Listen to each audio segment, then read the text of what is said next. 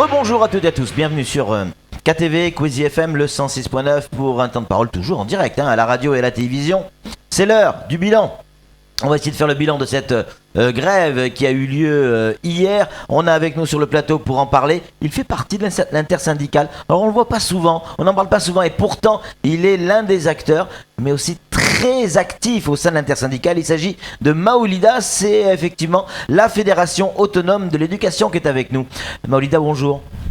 Bonjour Patrick, bonjour les Mahorais, bonjour tout le monde. Merci d'avoir accepté notre invitation. On a également au téléphone Thierry Vulliez de la FSU qui est avec nous. Thierry, bonjour.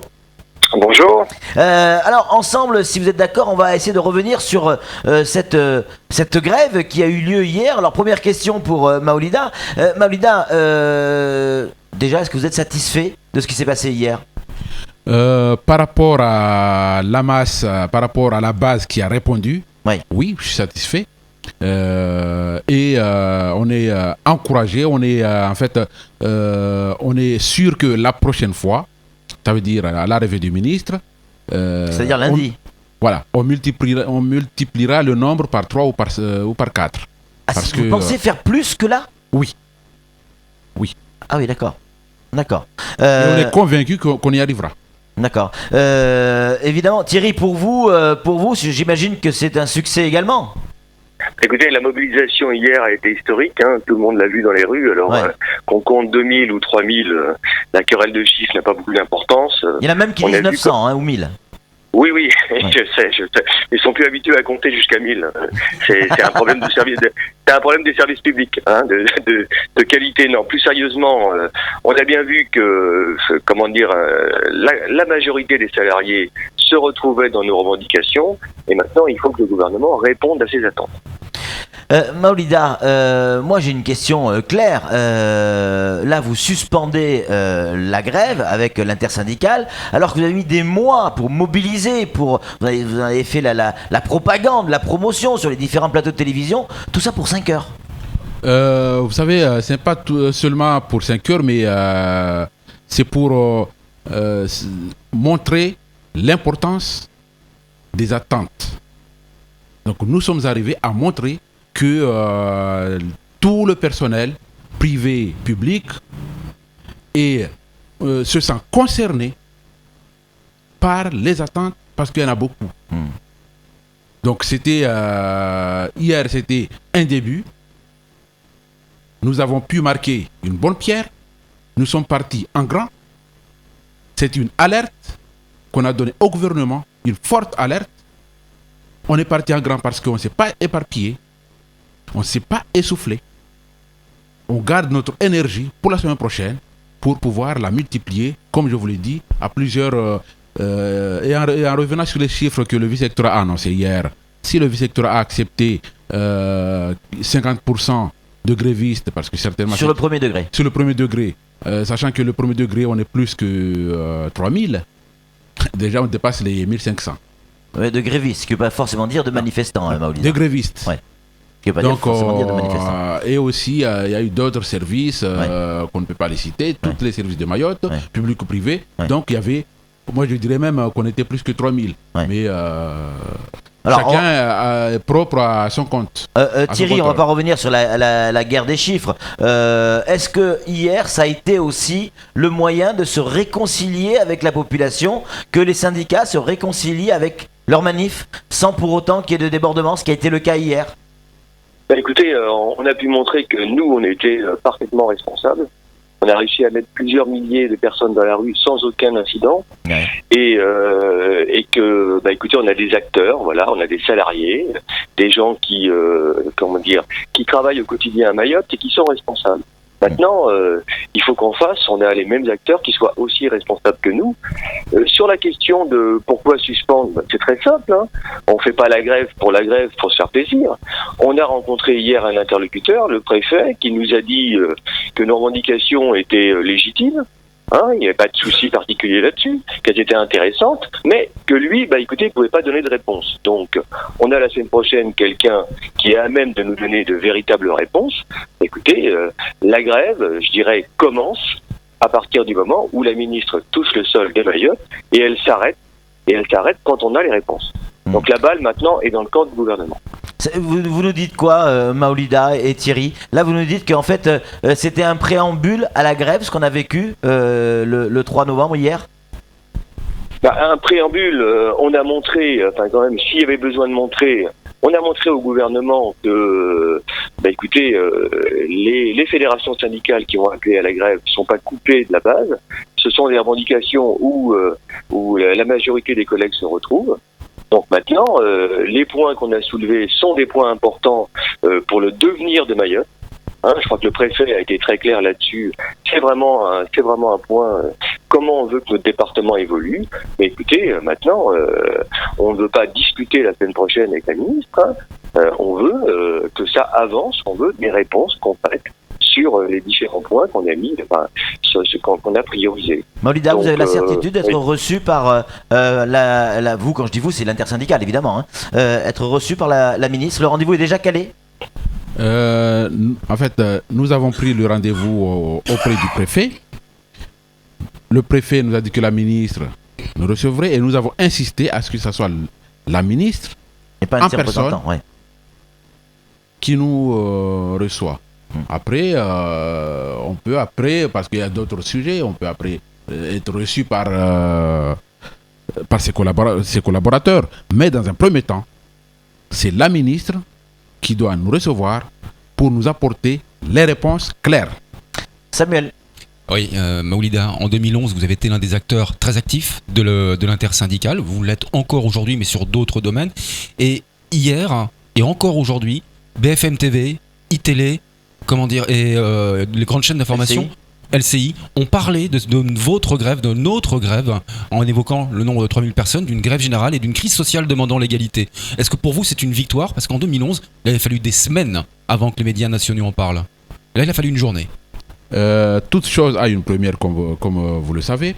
Si aujourd'hui les médias nationaux se sont emparés de notre situation, ça veut dire que c'est une situation très préoccupante qui intéresse tout le monde et qui doit être traitée d'urgence. Question aussi à Thierry, d'ailleurs. Thierry, vous êtes toujours avec nous? Oui, toujours. L'impact médiatique au niveau national est évidemment un bon argument pour vous, un point positif en tout cas. C'est évidemment un plus. Ouais. On a toujours le sentiment à Mayotte d'être oublié par les médias, d'être oublié par le gouvernement. Non, je crois que nous, ce qu'on propose, ce qu'on dit, c'est pas de 3 avantages catégoriels. Ce qu'on dit, c'est que voilà, il y a une départementalisation qui est en cours, qui est loin d'être achevée. Voilà ce qu'il faut faire pour que cette départementalisation ne soit pas un vain mot et que ça se passe bien. Donc voilà, on est des gens constructifs. Maintenant, en face, il faut qu'on ait des réponses et que les réponses ne soient pas uniquement des économies budgétaires. Mais avant-hier, le préfet avait reçu déjà l'UNSA et la CFE-CGC. Il leur a donné effectivement quelques pistes de travail. Est-ce que vous avez eu les mêmes pistes de travail ou c'est des informations différentes? Écoutez, non, les pistes de travail, moi je veux bien, mais enfin, on se reverra en 2017, on se reverra en 2016. C'est les mêmes pistes qu'on a depuis 2013. Le gouvernement nous dit, voilà, j'impose ça, et puis après, on verra après. Mais c'est ce qu'il vous a dit également hier, le préfet? Oui, bien sûr. Mais écoutez, cette méthode-là n'est pas sérieuse. On n'a eu aucune réponse sur des points qui nous semblent primordiaux. Sur l'attractivité, on n'a eu aucun élément de réponse. Sur le code du travail, écoutez, les collègues sont pas très contents, c'est le moins qu'on puisse dire. Non, écoutez, nous, ce qu'on veut, le préfet nous a dit quelque chose que tout le monde sait. Il a dit, écoutez, moi, je veux faire monter vos demandes. Je ne suis pas décisionnaire. Mais écoutez, il y a quelqu'un qui vient la semaine prochaine. Voilà. Donc les revendications, on a eu l'occasion d'échanger là-dessus, mais ce qu'on veut, je crois que au risque d'être un peu pesant, ce qu'on veut, c'est qu'on ait des réponses. Et les réponses, c'est pas on a une piste de travail dans 2-3 ans. Il y a des choses qui peuvent être débloquées immédiatement. Il nous faut la semaine prochaine des signaux forts sur l'essentiel de nos revendications. Maolida, quel type de réponse vous attendez la semaine prochaine de la ministre? Des réponses claires sur quoi? Des réponses claires sur... Là, il y a le public et le privé. Tout le monde est concerné. Tout à fait. Dans le public, nous attendons une réponse claire sur le reclassement avec reconstruction de carrière des ex-CDM. Nous attendons une réponse claire sur l'indexation des salaires. Nous attendons pour le privé l'extension à Mayotte du code de travail et aussi des conventions collectives. Et aussi le respect du droit syndical en entreprise et aussi en public. Mais le préfet Maoulida, Thierry, le préfet l'a dit avant-hier, il l'a dit hier. Oui, à l'application du code du travail, avec quelques réserves, quelques spécificités. Mais là, il y a déjà une réponse ou il y a quelque chose que j'ai pas compris. Alors là-dessus, je vous dis en fait, nous avons suffisamment et longuement travaillé avec l'administration sans faire descendre les gens dans la rue. Ouais. Mais l'administration ne nous a jamais écoutés parce que à chaque fois, on nous envoie au calan grec. La clause de revoyure sur l'indexation, la réunion... Automne 2017. La réunion de préparation du 10 et puis la réunion du clause qui a eu lieu le 29 septembre, on nous renvoie en 2017 alors que le rendez-vous était pris pour 2015. Ça veut dire que les résultats de l'INSEE qui devaient être attendus, c'était N-1, c'était en 2014, le 31 décembre 2014. Ils devaient prendre ce résultat pour pouvoir travailler avec nous, comme ça a été le cas. Comme le rendez-vous était pris plus tôt, le 10 juin 2013 à Paris, et la réunion du 29 aurait sorti quelque chose. Ouais. Donc là, on a vu que le gouvernement joue sur nos nerfs. En 2017, automne 2017, ça se passera quoi? Quel gouvernement sera sur place? Mais ce jour, on l'a compris. Donc, nous voulons des réponses avant la fin de la mandature. Des réponses claires et clos. Thierry ? Oui, sur la clause de revoyure, écoutez, il faut être sérieux. Le gouvernement, en 2013, contre l'avis de toutes les organisations syndicales, impose les 40% d'indexation, impose le dispositif indemnitaire qui fait fuir les collègues, mais il nous dit, c'est lui qui nous dit, c'est pas nous, il nous dit, dans 2 ans, on se retrouve et on fait le point là-dessus. Écoutez, on a fait le point, il nous dit, écoutez, dans 2 ans, j'aurai les chiffres, on verra si 40% c'est le bon taux. Là, il nous dit, écoutez, j'ai pas les chiffres, je suis désolé, mais j'ai pas les chiffres, mais je garde 40% parce que j'y toucherai pas, c'est le bon taux.